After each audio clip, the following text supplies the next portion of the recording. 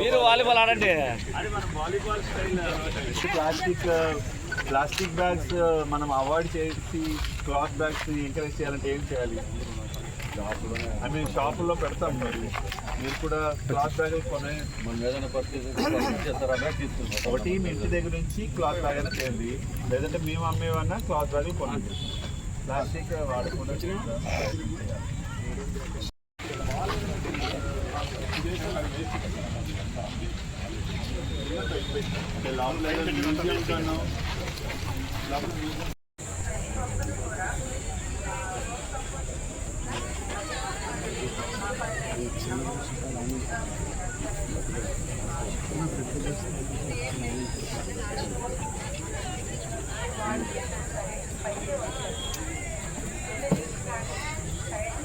Lift రండి sir.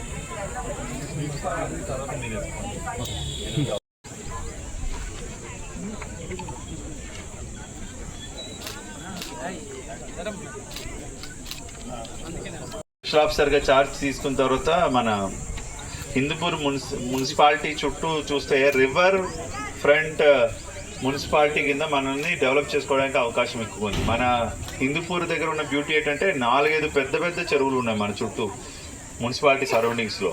వాటిని మనం అందరం కూడా అది ఒక రివర్ని కనుక మనం ప్రాపర్గా నైతిక బాధ్యత తీసుకొని, అంటే గవర్నమెంట్ నుంచి కొంత బాధ్యత తీసుకుంటాము, అలాగే ఇక్కడ కమ్యూనిటీ కానీ ఆర్గనైజేషన్స్ కూడా ముందుకు వస్తే ఈ చెరువులు 4ని మనం బాగు చేసుకోవడానికి అవకాశం ఉంటుంది. అండ్ రివర్ ఫ్రంట్ యుఎల్బిలో మనకి స్వచ్ఛ సర్వేక్షణ సర్వే కూడా జరుగుతుంది త్వరలో. సో ఆ సర్వేలో కూడా మన జిల్లా కాదు, మన మున్సిపాలిటీ ప్రథమ స్థానంలో ఉండాల్సిందిగా ఉండేటట్టుగా మనం అందరం కూడా కృషి చేయాలి. So I request all your support. And ప్రతి ఒక్కరూ అది బాధ్యత తీసుకున్నప్పుడే, ఇందాక మనం చెప్పినట్టు పిల్లలు డెమాన్స్ట్రేట్ చేసినట్టుగా ప్రతి ఒక్కరు బాధ్యత తీసుకుంటేనే స్వచ్ఛత తీసుకురావచ్చు. మున్సిపాలిటీ నుంచి కూడా మనకి 10 crores తోటి ఒక సర్క్యులర్ ప్రాసెసింగ్ వచ్చింది, solid waste management processing unit ఒకటి వచ్చింది. అండ్ అలాగే లెగసీ డంప్ కూడా వేస్ట్ చేయడానికి ప్రణాళిక వేయడం జరిగింది ఆల్రెడీ. బట్ ఏంటంటే మన ప్రతి ఒక్క డ్రైనేజీలో వాళ్ళు ఆక్రమించుకోకుండా ఉండడం, డ్రైనేజెస్లో చెత్తని వేయకుండా ఉండడం, తడిని చెత్త పొడి చెత్త విడివిడిగా ఇవ్వడం ఇంటింటికి. అలాంటి మనం తర్వాత చికెన్ షాప్స్కి మటన్ షాప్స్కి వెళ్ళినప్పుడు బాక్స్ తీసుకొని వెళ్ళడం, అలాగే ప్లాస్టిక్ కవర్ల బదులుగా క్లాత్ కవర్స్ లేదా పేపర్ కవర్స్ని ఎంకరేజ్ చేయడం. ఇవన్నీ మనం బాధ్యత తీసుకుంటే ఖచ్చితంగా మనం అనుకున్నట్టు గ్రీన్ హిందూపూర్ సాధ్యం చేసుకోవచ్చు.